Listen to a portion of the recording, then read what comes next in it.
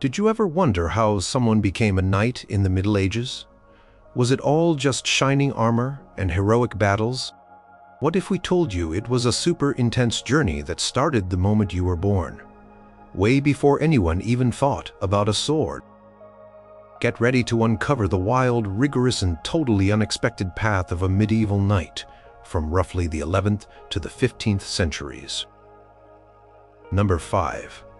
The knight, the pinnacle of the pyramid.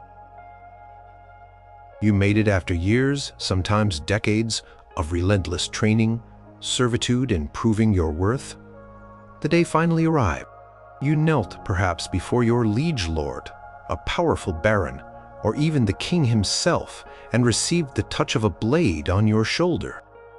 This was it, the moment you had dreamed of since you were a child, the culmination of your entire existence.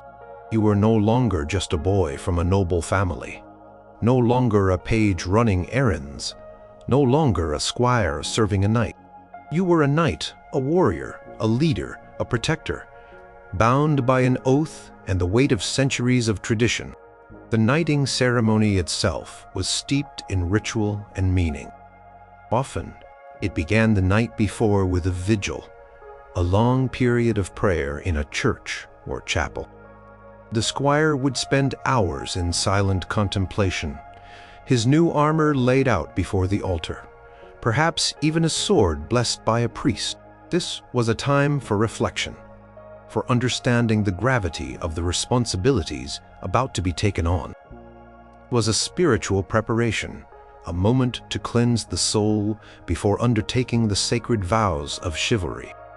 Think about that for a second. A night spent alone, thinking about everything that led you here and everything that was now expected of you. It was a profound psychological transition designed to impress upon the future knight the seriousness of his calling. The next morning, usually after a purifying bath, the squire would dress in fine clothes, symbolizing his noble status and the purity of his intentions. The actual dubbing ceremony varied across time and place, but it generally involved the lord or king using a sword to lightly tap the squire on the shoulders, often 3 times, while reciting specific words. "Be thou a knight," or "I dub thee knight," were common phrases.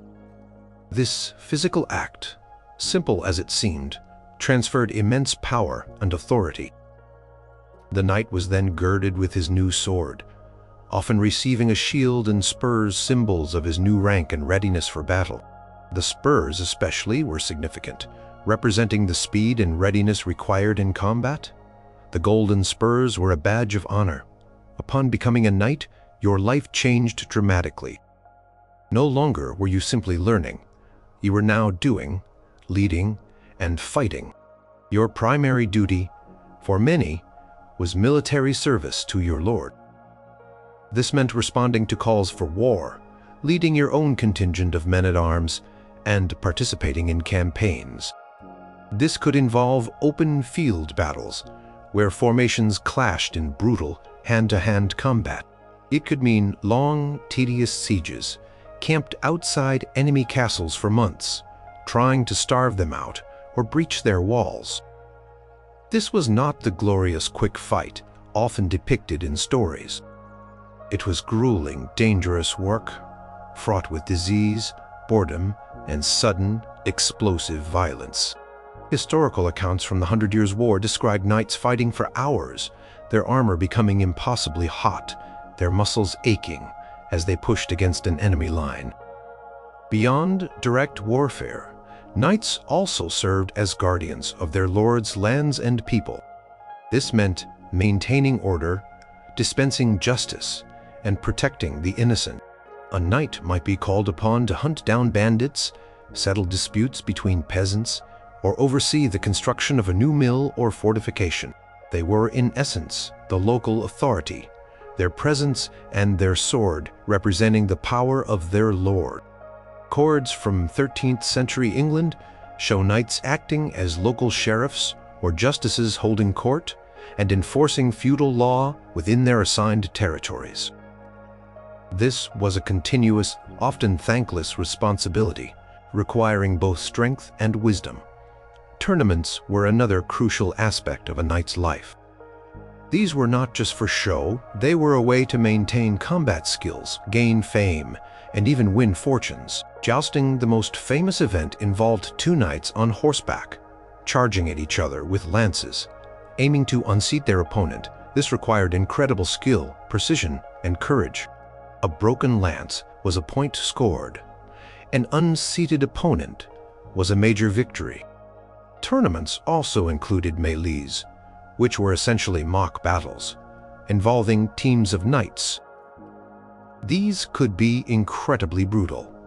With real weapons used, albeit blunted, knights could be seriously injured or even killed. However, a successful knight could win valuable armor horses and ransom money from defeated opponents, which was a significant source of income for many. Chronicles from 12th century France detailed the popularity of these tournaments and the vast sums of money that exchanged hands. The social life of a knight was also complex. They were expected to adhere to a code of chivalry, which emphasized courage, honor, loyalty, courtesy, and protection of the weak.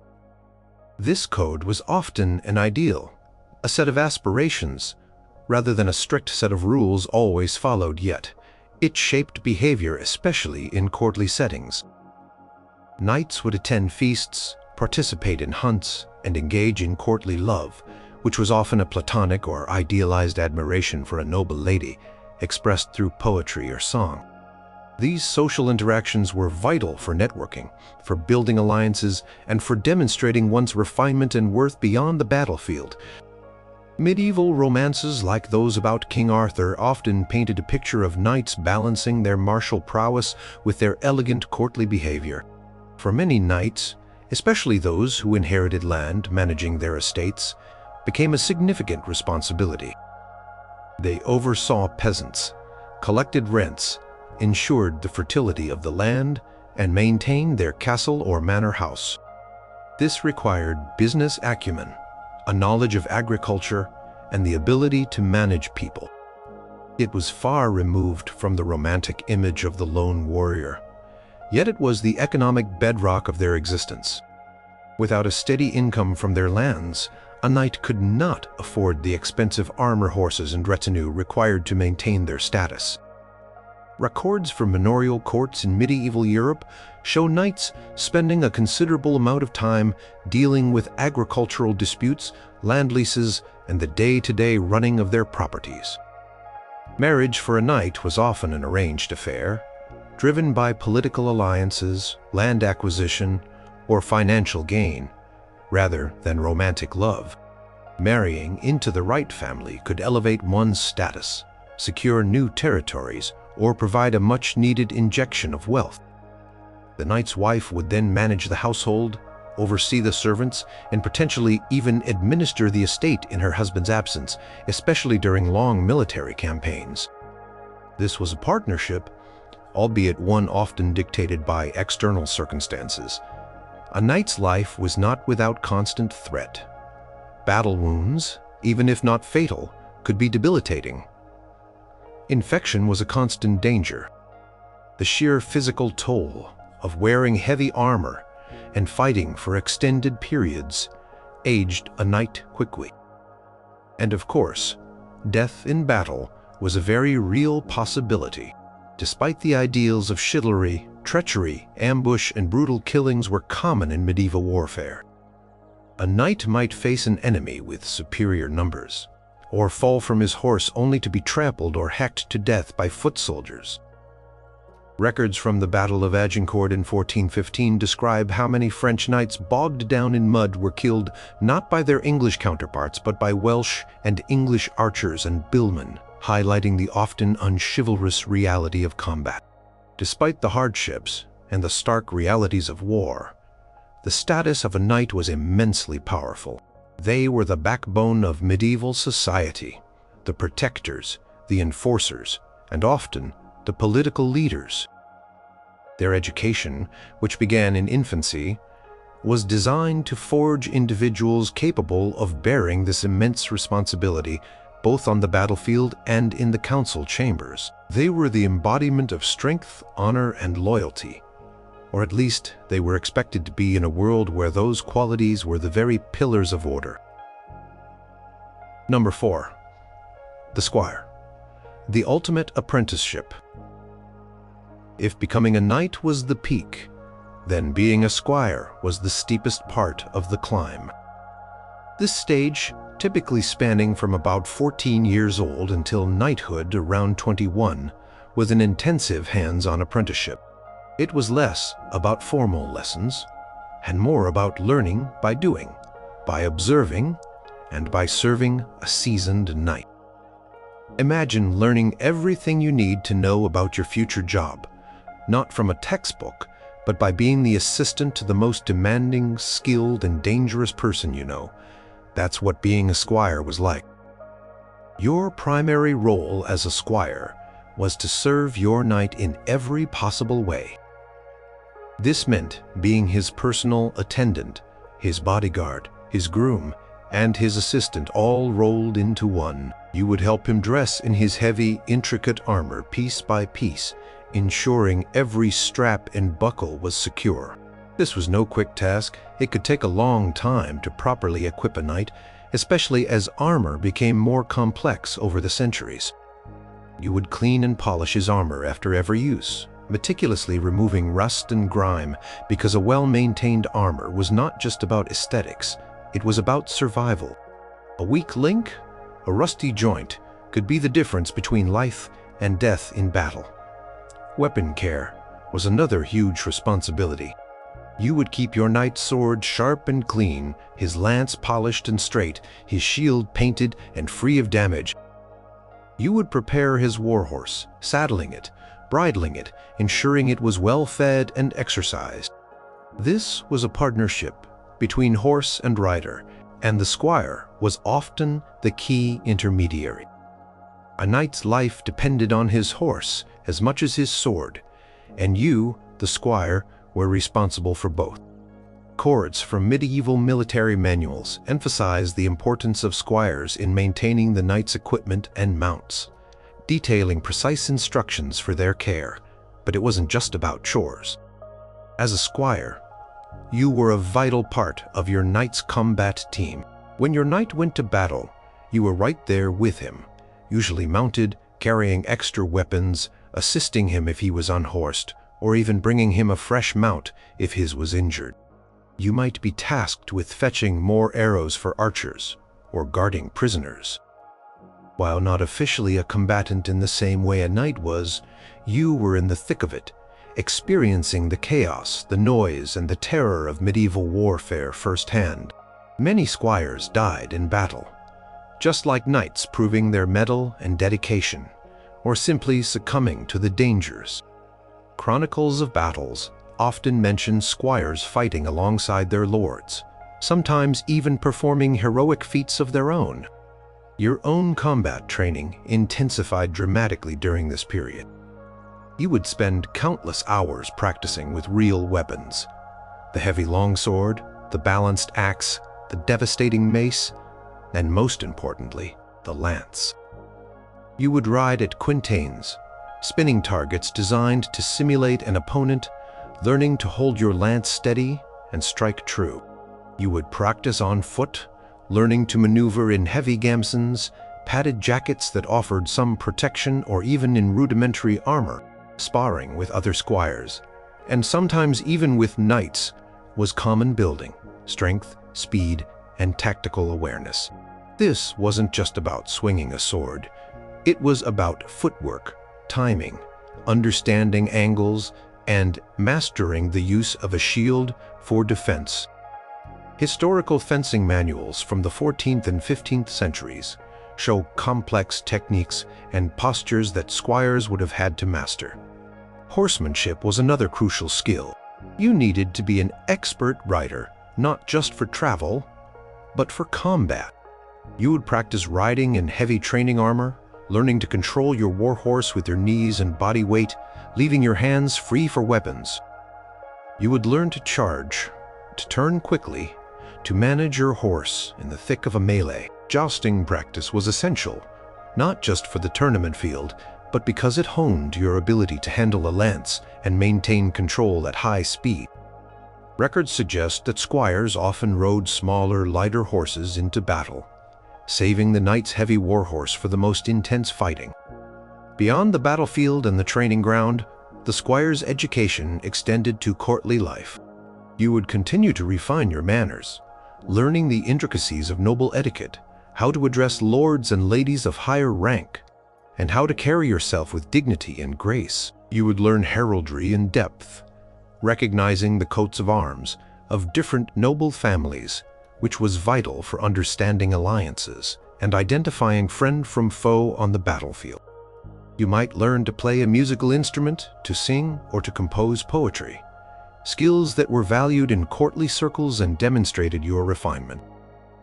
These were not just hobbies, they were part of presenting yourself as a well-rounded, educated nobleman. A squire also learned about leadership and strategy. By observing your knight, you would gain insights into military tactics, how to command men, how to plan a siege, or how to scout enemy positions. You would sit in on discussions with other knights and lords, absorbing knowledge about politics, alliances, and the wider world. This practical education was invaluable, preparing you not just to fight, but to lead and to think strategically when you eventually became a knight yourself. The financial realities of knighthood were also part of your education. You would see how your knight managed his estates, how he dealt with his tenants, how he funded his equipment and retinue. This gave you a practical understanding of economics and resource management, knowledge that would be critical if you inherited lands or needed to fund your own military endeavors. For a noble family, understanding finances was just as important as wielding a sword. The period of squireship was a long and arduous one, sometimes lasting 7 years or even longer. It was a test of endurance, loyalty, and skill. Not every squire made it to knighthood. Some died in battle, others were injured, and some simply lacked the necessary qualities or the financial means to be knighted. But for those who persevered, it was the ultimate proving ground, forging them into the warriors and leaders who would shape the medieval world. It was a demanding, high-stakes journey that transformed a boy into a man ready to carry the heavy mantle of knighthood. Number 3. The page. The foundation years. Before you could ever dream of riding into battle on a warhorse or wielding a heavy sword, you had to start small, very small. From around the age of 7 until you were about 14, a young noble boy began his formal journey towards knighthood as a page. This was the first significant step away from the immediate family and into a larger, more structured noble household, often that of a lord or a powerful knight, not necessarily your own father. This period was all about building a solid foundation both physically and socially for the rigorous training that lay ahead. The transition to a page's life was a big one. You were no longer just a child playing in the castle courtyard. You were now a servant, albeit a high-born one, with specific duties. Your days were filled with activity, and a crucial part of your education was learning manners and etiquette. You would be taught how to behave in the presence of nobility, how to address different ranks, and how to conduct yourself at formal meals. Serving at table was a common task, where you would learn to carry dishes, pour drinks, and attend to the needs of the lord, lady, and their guests. This wasn't just about being polite. It was about understanding the social hierarchy, learning humility, and developing the patience and observation skills vital for future roles. Accounts from medieval etiquette books highlight the detailed rules pages were expected to follow when serving at feasts. Religious instruction was a significant part of a page's education. You would learn basic prayers, the stories of the Bible, and the tenets of the Christian faith. Often, you would attend daily Mass and participate in religious ceremonies. This moral and spiritual grounding was considered essential for a future knight who was expected to be a defender of the church and to uphold Christian values.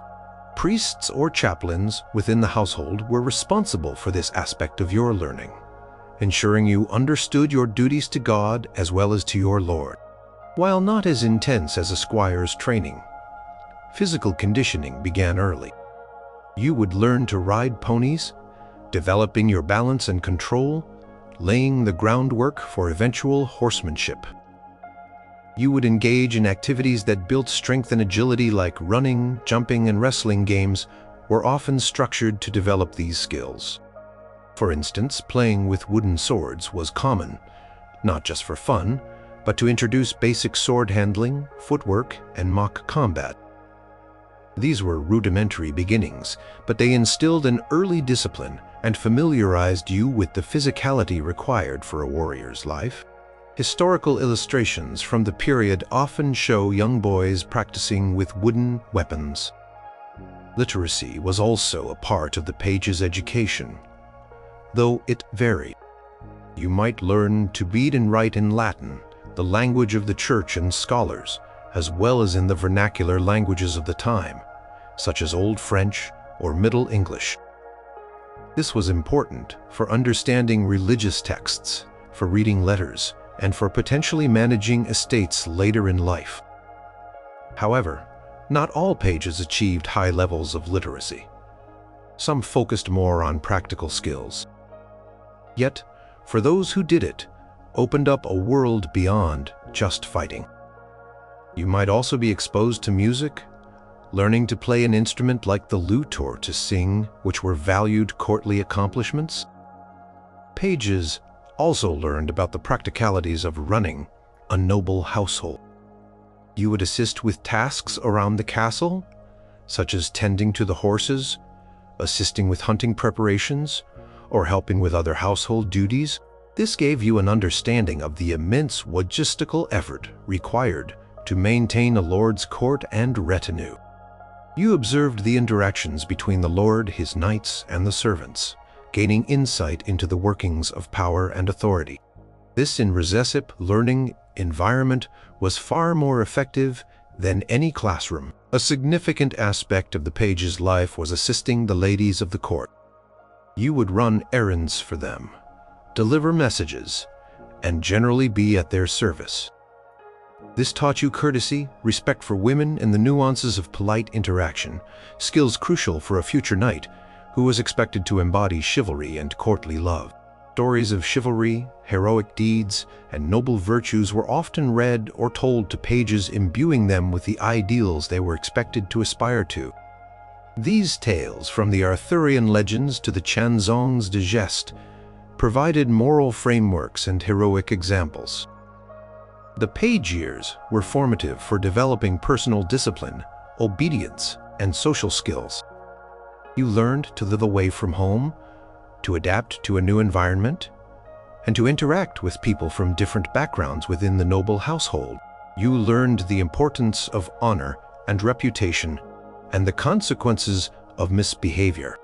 Being a page was essentially a period of intense socialization and preparation, shaping a young boy into a polite, disciplined, and religiously aware individual, ready for the next, far more demanding stage of his journey towards knighthood. It was the crucial bridge from childhood freedom to the disciplined world of the warrior aristocracy. Number 2. Early childhood, the unseen preparations. Long before a noble boy ever picked up a wooden sword or even learned to tie his own shoes, his path to knighthood was already being laid. This earliest stage, from birth until about 7 years old, was less about formal lessons and more about environmental conditioning. It was about being immersed in a world that subtly yet profoundly shaped him for his future role. You might not think much happened in these early years, but every sight, sound, and interaction contributed to the making of a knight. First and foremost, the child was born into a specific family. This was the fundamental, non-negotiable prerequisite. Knighthood was almost exclusively the domain of the nobility, those with land, wealth, and a lineage stretching back through generations of warriors. If you weren't born to a knight, a baron, or a count, your chances of becoming one were virtually non-existent. Your very birth was a declaration of your destiny. Records from medieval Europe show that noble families meticulously tracked their bloodlines, often going back centuries to prove their claims to land and status. This inherited status meant that from day one, expectations were placed upon you that commoners would never face. Your home was likely a castle or a fortified manor house, a bustling center of activity. From a very young age, you would observe the world of knights firsthand. You'd see men in armor, hear the clang of swords from the training yard, watch the intricate rituals of the hunt, and witness the constant movement of soldiers, servants, and other nobles. This wasn't just background noise, it was your normal. You internalized the visual and auditory cues of a warrior society. You saw your father, or your lord, exercising authority, managing his lands, leading his men, and preparing for war. These were your earliest role models, and their lives provided the blueprint for your own. Playtime, for a noble child, was often a subtle form of training. While children everywhere played, a young noble boy's games would naturally lean towards activities that developed physical prowess. Running, climbing, jumping, and rough and tumble play were encouraged, building strength, agility, and coordination. Instead of modern toys, you might have played with miniature bows and arrows, or most commonly, sticks that became imaginary swords. This early informal exposure to weapons and mock combat fostered an early comfort with the idea of fighting and established fundamental physical skills. Historians often point to the importance of play in the development of motor skills and spatial awareness in medieval children. Religious instruction also began very early, often at your mother's knee. You would learn simple prayers and hear stories from the Bible. This moral and spiritual grounding was considered essential, as future knights were expected to be devout Christians and defenders of the church. You would be taught basic concepts of right and wrong and the importance of honor and loyalty, often through simplified stories of saints or chivalrous heroes. Your parents, especially your mother in these earliest years, played a key role in instilling these fundamental values. Concept of honor and family reputation was instilled early. You were part of a lineage, and your actions reflected on your entire family. Pressure to live up to the achievements of your ancestors to maintain your family's standing was a constant, unspoken expectation. This early exposure to the weight of your family name and the importance of maintaining its honor was a powerful motivator for good behavior and future striving. You also learned the social dynamics of the castle. You saw the hierarchy, the way people of different ranks interacted. You observed your parents dealing with their vassals, their servants, and other nobles. This gave you an intuitive understanding of power, respect, and the intricate web of feudal relationships. You learned to be around adults and to understand their expectations, preparing you for the moment you would leave your parents' direct care to become a page in another noble household. Food, clothing, and comfort in these early years were, of course, far superior to what common children experienced. You would be well fed, clothed in good fabrics, and housed within the protective walls of a castle. This privileged environment meant you had the energy and the security to grow and develop without the constant struggles for survival faced by the vast majority of the population. This physical well-being was a silent contributor to your future strength and endurance. Essentially, these first 7 years were about absorption. You were a sponge, soaking up the sights, sounds, and unspoken rules of the aristocratic warrior world. You were taught through example and gentle guidance to value strength, loyalty, piety, and honor. This period established the deep-seated cultural and physical foundation upon which the later, more formal stages of a knight's education would be built. It was a preparation that began the very moment you entered the world, ensuring that by the time you were old enough to start training, you were already deeply ingrained with the mindset of a future knight. Number 1. the blueprint. Born for the blade. Before any thought of gleaming armor, roaring battles, or even polite manners, the very first stage of a medieval knight's education was determined by something completely out of your control. Your birth. You either had the blueprint or you didn't. This wasn't about talent, intelligence, or ambition. It was about blood. To become a knight, you absolutely, unequivocally, had to be born into the nobility. This was the ironclad rule that governed the medieval world, shaping destinies from the moment of conception. The concept of nobility was paramount. It wasn't just about having money or land. It was about lineage, about inheriting status, about being part of a family that had, for generations, held power, commanded respect, and often fought wars. This was a society where inherited social standing was everything. Your family's name, its history, its alliances, and its ancestral lands were your birthright, and they were the keys to your future. Cards from medieval Europe show a clear, rigid social hierarchy where movement between classes was rare, especially for the nobility. If your father was a peasant, you would be a peasant. If your father was a knight, you had the potential to follow in his footsteps. This meant that from the instant you drew your first breath, your life was already mapped out in broad strokes. There was an inherent expectation that you would follow the path of your ancestors, particularly if you were the eldest son destined to inherit the family estates and responsibilities. Even if you were a younger son, you might still pursue knighthood, perhaps seeking your fortune through military service or by joining the retinue of a more powerful lord. Concept of primogeniture, where the eldest son inherited everything, shaped many of these decisions. The very land you were born onto was crucial. Knighthood was intrinsically linked to the feudal system. A knight typically held land from a lord in exchange for military service.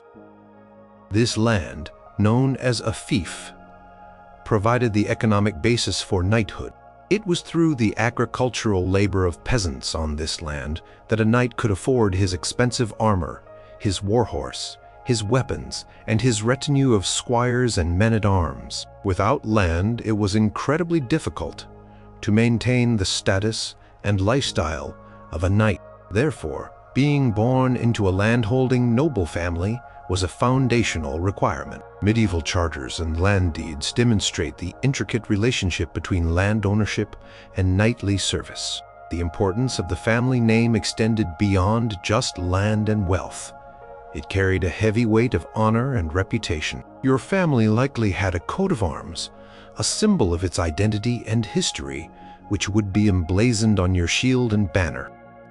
You were expected to uphold this honor, to add to its glory, and never to bring shame upon it. This early, unspoken understanding of inherited responsibility was a powerful motivator. Your identity was not just your own. It was inextricably linked to your lineage. The father's role in this early stage was significant, even if not directly instructional. His very existence as a knight, as a lord, as a warrior, set the example.